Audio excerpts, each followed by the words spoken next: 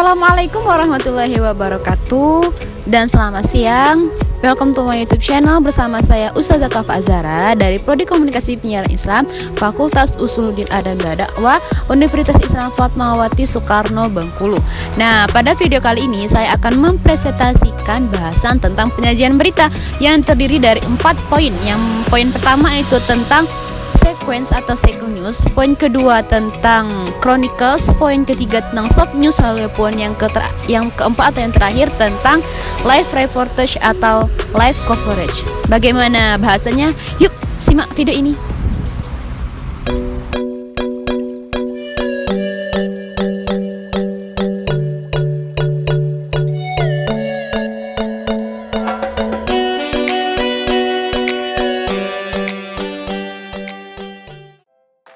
Yang pertama ini ada sequence atau cycle news, merupakan berita yang disusun dalam waktu yang berbeda berurutan.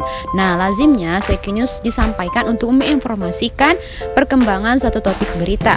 Cycle news merupakan salah satu cara menyiasati berita panjang yang mesti disampaikan pada pendengar radio dengan gaya sekilas dengar, pendek, ringkas. Namun ingat, dalam segmen berita, topik utama berita harus terus diulang menyusul perkembangannya agar pendengar yang ketinggalan berita pertama tidak kebingungan ketika menyimak kelanjutannya.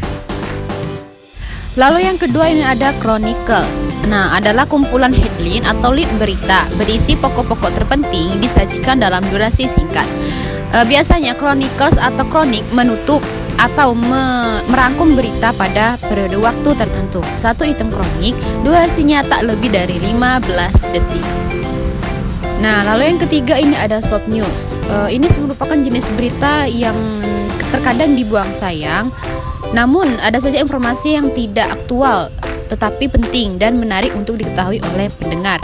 Nah, informasi semacam ini ditampilkan dalam bentuk soft news, bukan straight news ataupun hard news. Apabila berita hard news dikadai oleh aktualitas secepat mungkin, maka soft news dikemas sedemikian rupa sehingga beritanya dapat disampaikan tanpa terikat oleh aktualitas.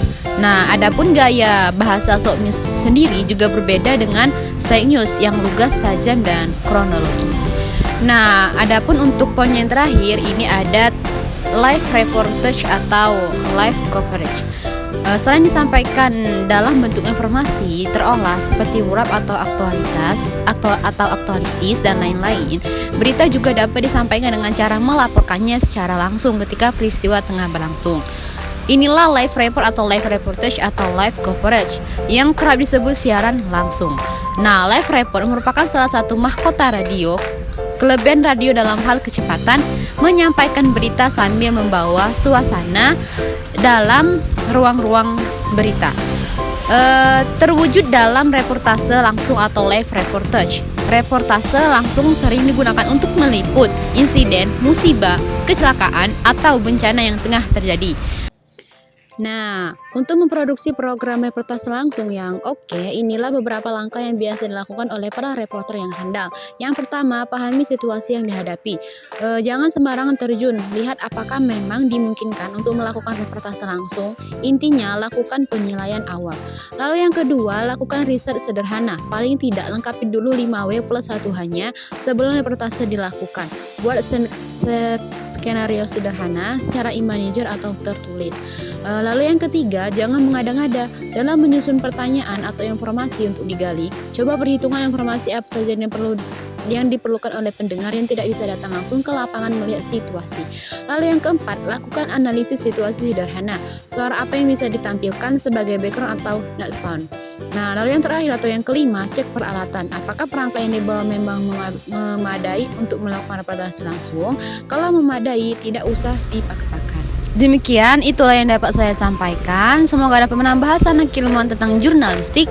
Apabila ada kesalahan, saya mohon maaf. Kepada Allah saya mohon ampun. Saya akhiri dengan wabillahi taufiq wal hidayah. Wassalamualaikum warahmatullahi wabarakatuh. Bye.